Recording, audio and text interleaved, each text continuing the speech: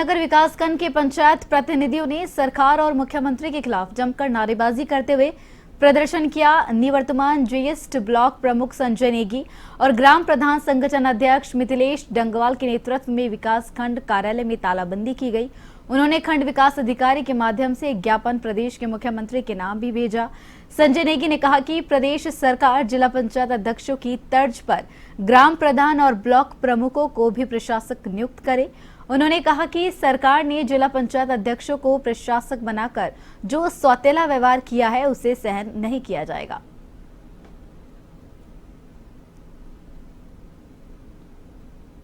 देखिए, हम पंचायत प्रतिनिधियों का कार्यकाल 29 तारीख को खत्म हो चुका है और जिला पंचायत का जो कार्यकाल था वो 2 दिसंबर को खत्म होना था और हम शुरू से मांग कर रहे थे कि हमारा कार्यकाल बढ़ाया जाए।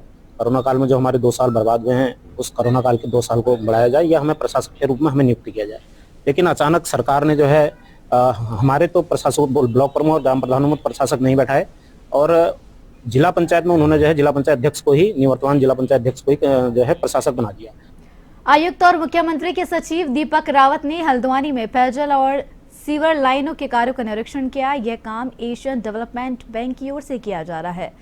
इस दौरान उन्होंने कहा कि मुख्यमंत्री की ओर से निर्देश दिए गए हैं कि पेयजल और सीवर के लिए जो सड़कें खोदी गई हैं उन सड़कों को पुनः गुणवत्ता के साथ बनाया जा रहा है या नहीं। कुमाऊं कमिश्नर ने शनि बाजार, नीलियम कॉलोनी, भगवानपुर और पंचक्की क्षेत्र के पेयजल और सीवर लाइनों का निरीक्षण किया।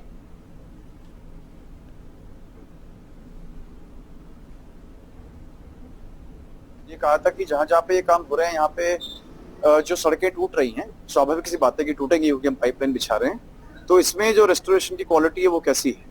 इवेंचुअली जहाँ पे सीवर बिछ रहा है उसमें पूरी की पूरी रोड जो एजेंसी है वो बना के हमको देगी और जहाँ पे पेयजल की लाइन बिछ रही है वो थोड़ा पतली है तो जितना पोर्शन टूटेगा उतना बना के देगी। आज मैं केवल ये देखने आया था कि जहाँ पे ये काम हो रहा है, एक तो काम की गुणवत्ता कैसी है, जो पाइप डालना है वो सही डेप्थ पे जा रहा है या नहीं जा रहा है, तो काम इसमें ठीक पाया गया। और दूसरी बात ये देखना था कि जहाँ पे पाइप हमने बिछा दी है तो जब तक रोड पक्की नहीं हो जाती तो फिलहाल उसकी क्वालिटी तब तक कैसी है, गाड़ी चलने योग्य है या नहीं है, उसमें कॉम्पैक्शन ठीक से हो रहा है या नहीं हो रहा है, तो वो भी ठीक हुआ है। और अब मैंने एजेंसी से ये कहा है कि जहाँ पे आप लोग खुदाई कर चुके हैं, लगभग 150 किलोमीटर में आप लोग कर चुके हैं, उसका ये प्लान मुझे कल बना के देंगे। भारतीय सैन्य अकेडमी में पासिंग आउट परेड 14 दिसंबर को होगी। इसमें देश विदेश के जेंटलमैन कैडेट बतौर अधिकारी अपने अपने देश की सेना का हिस्सा बनेंगे। 92 वर्षों में अकेडमी से 65,628 कैडेट्स पास आउट हुए हैं। पीओपी के लिए सेना के तमाम वरिष्ठ अधिकारी, देश विदेश के गणमान्य और कैडेट के परिजन भी परेड देखने देहरादून स्थित IMA पहुंचेंगे।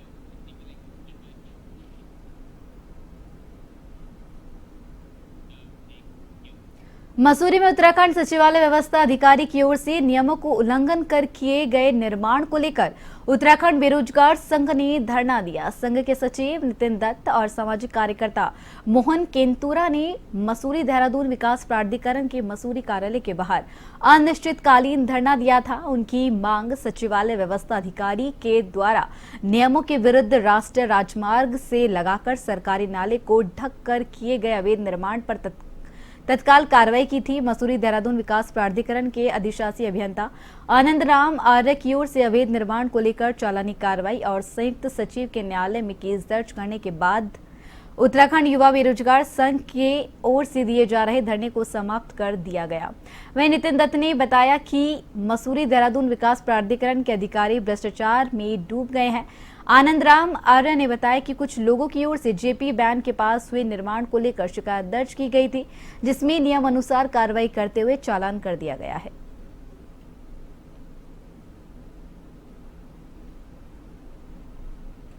ये अतिरिक्त दल इसमें पाए गए थे जो समन के अतिरिक्त थे, कार्रवाई करते हुए और बाद योजित कर लिया गया। सुनवाई के उपरांत राज्य में नई शिक्षा नीति के तहत जो है विद्यालय में एक रूपता लाने के लिए तैयार ड्राफ्ट को सभी जनपदों को भेजा गया है, जिसके तहत निर्देश दिए गए हैं कि शिक्षकों, विद्यार्थियों और अभिभावकों से बातचीत की जाए ताकि शिक्षकों की छुट्टियां, विद्यालय के खुलने और बंद होने के समय और अन्य मुद्दों पर लोगों से बात की जाए। इन मामलों में फीडबैक आने पर अनुरूप कार्रवाई की जाएगी।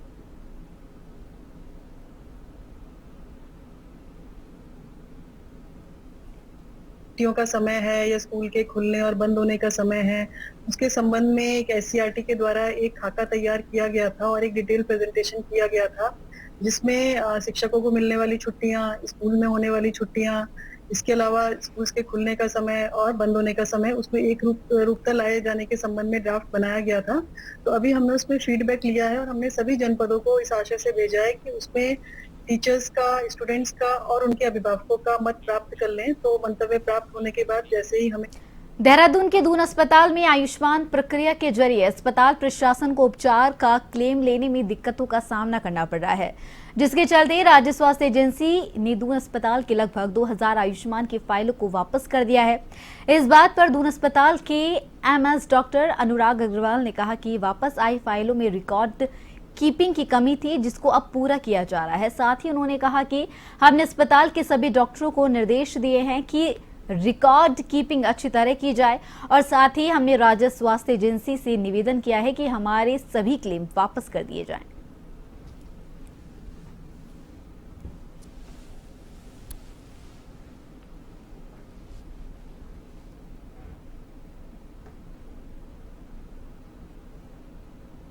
नहीं, देखिए इसमें दो बातें हैं। जो हमारी फाइल वापस आई है वही मैं बात कर रहा हूँ कि इसमें कुछ रिकॉर्ड कीपिंग की कमी थी, जिसको पूरा किया जा रहा है। और उन लोगों से ये भी रिक्वेस्ट किया है कि चूँकि ये पहला मामला है इस तरीके का, हमारे यहाँ कोई गड़बड़ नहीं हुई है, तो उसको क्लियर किया जाए। बाकी अपने डॉक्टर्स को भी निर्देश दिए हैं कि फ़ाइल कीपिंग बहुत अच्छी रखी जाए। लेकिन नया आयुष्मान कार्ड बनाने पर कोई प्रतिबंध नहीं है, ना ही आयुष्मान कार्ड के जरिए भर्ती करने पर कोई प्रतिबंध है। नए मरीजों पर किसी भी प्रकार का प्रतिबंध नहीं है। सिर्फ वो फाइल वापस आई है, वो किसी और कारणों से है, जो कि मैंने जैसे बताया कि फाइल कीपिंग की बात है, उस पर कार्य। पौड़ी जिले क्षेत्र की राजसै पुलिस से डंडामल्ला गांव निवासी चंडी प्रसाद ने सीओ सदर अनुज कुमार से मुलाकात की। उन्होंने एक ज्ञापन सौंपकर अपने पुत्र की मौत के कारणों की जांच और दोषियों के खिलाफ कठोर कार्रवाई की मांग उठाई है। ज्ञापन में उन्होंने बताया कि 5 सितंबर को उनके पुत्र की संदिग्ध परिस्थितियों में मौत हुई थी। मामला राजसै पुलिस ने रेगुलर पुलिस में स्थानांतरित कर दिया, लेकिन अभी तक कोई जांच नहीं हुई है। उन्होंने मामले में जल्द जांच कर दोषियों के खिलाफ कठोर कार्रवाई की मांग उठाई है। सीओ सदर अनुज कुमार ने बताया कि अभी मामले की विवेचना जारी है। उन्होंने मामले की जल्द जांच करवाकर पीड़ित पक्ष को निष्पक्ष और नियम अनुसार कठोर कार्रवाई का भरोसा दिया है। पीड़ित परिवार जो है अभी हमसे मिलने आए थे, तो उन्होंने एक एप्लीकेशन भी दी है जिसमें उनका जो अभियोग पंजीकृत है, जो पहले राजस्व क्षेत्र में था, तो वो अब रेगुलर पुलिस को स्थानांतरित हो गया था। तो अभी उसमें विवेचना प्रचलित है।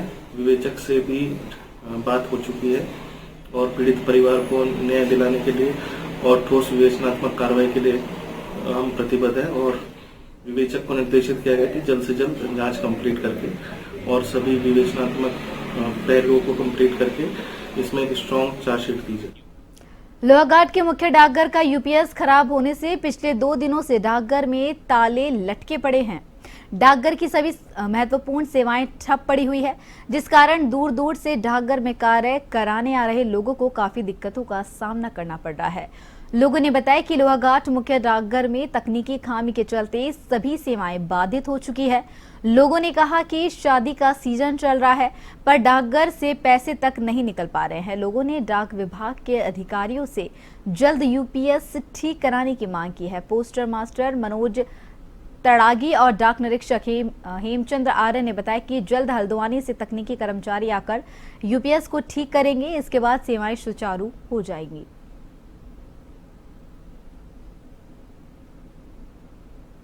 लोहाघाट डाकघर में मेरे संज्ञान में आया है कि डाकपाल ने जो सूचित किया है कि यूपीएस खराब हो चुका है, और इस संबंध में हमने लोकल लेवल पर भी तकनीशियन को बुला के उनको दिखाया, लेकिन उनसे भी कोई समाधान नहीं हो पाया। और अब हमने अपने हायर अथॉरिटीज को सूचित कर दिया इस मामले में जी। तो आगे अब देखते हैं sir, with in 2 to 3 days देखते हैं। अगर कहीं से कोई तकनीशियन अगर पिथौरागढ़ से आता है, हल्द्वानी से आता है, तो सर जी ये समस्त सेवाएं सब पूर्ण रूप से बाधित हो चुकी है। हमारा जो पोस्ट ऑफिस सेविंग्स बैंक का जो खबर जनपद उधम सिंह नगर के खटीमा से है, जहां खटीमा के विवेक कुमार की शिकायत पर कार्रवाई नहीं होने पर मामला सीएम पोर्टल पर पहुंचा, तब जाकर प्रशासन जागा। मामले के अनुसार अमित के पाइप प्रार्थी के घर के रास्ते में रखे हैं, जहां गंदा पानी गिरता है। प्रार्थी ने पड़ोसियों के लेटरिंग और छत के पाइप को हटाने के बारे में उप जिलाधिकारी को प्रार्थना पत्र दिया था। पड़ोसियों के नोटिस के बावजूद उन्होंने इसकी अनदेखी की। उनके खिलाफ कार्रवाई नहीं होने पर विवेक कुमार ने उत्तराखंड सीएम पोर्टल पर शिकायत दर्ज कराई। इसके बाद जिला अधिकारी ने मामले का संज्ञान लेते हुए सफाई अधिनियम के तहत कार्रवाई शुरू की। जो मुख्यमंत्री हैं उनकी एक हेल्पलाइन नंबर चल रहा है, 1905 उसमें शिकायत आई थी विवेक कुमार की, जो उनके पड़ोसियों ने लैट्रिन के जो पाइप हैं वो नालियों में डाल रखे हैं। उसके लिए आज मेरे द्वारा मौका निरीक्षण किया गया और शिकायत सही पाई गई। दोनों पक्षों को बुला के ये कह दिया गया कि 15 दिन के अंदर आप अपनी लैट्रिन टैंक बनाएं, अन्यथा आपके विरुद्ध सफाई अधिनियम के तहत चालानी कार्रवाई की जाएगी। और उत्तराखंड में निकाय चुनावों को लेकर पार्टियों ने तैयारियां शुरू कर दी है। देहरादून जिले के कांग्रेस नगर निकाय प्रभारी प्रकाश जोशी देहरादून पहुंचे। कार्यकर्ताओं ने फूल मालाओं से उनका स्वागत किया। साथ ही उन्होंने कहा कि सरकार अभी चुनाव की तिथि घोषित नहीं कर रही है, लेकिन कांग्रेस पूरी तरह से तैयार है। वह देहरादून जिले में फिलहाल संगठन से जुड़े लोगों के साथ बैठकें करेंगे और जिला स्तर पर संगठन में बदलाव करेंगे।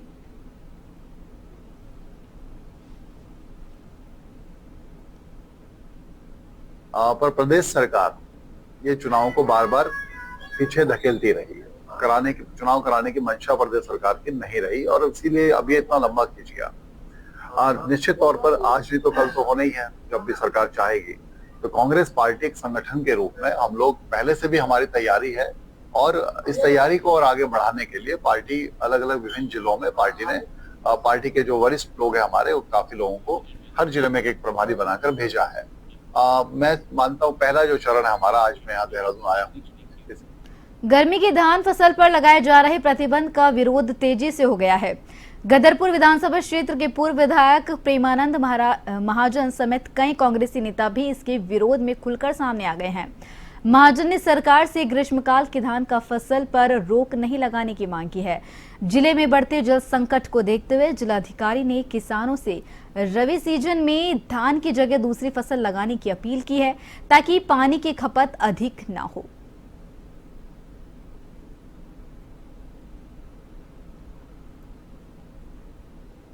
बराबरी पे गया साहब, हफ्ते में 2 बार 3 बार दवाई स्प्रे करना पड़ता है, तब जाके धान किसानों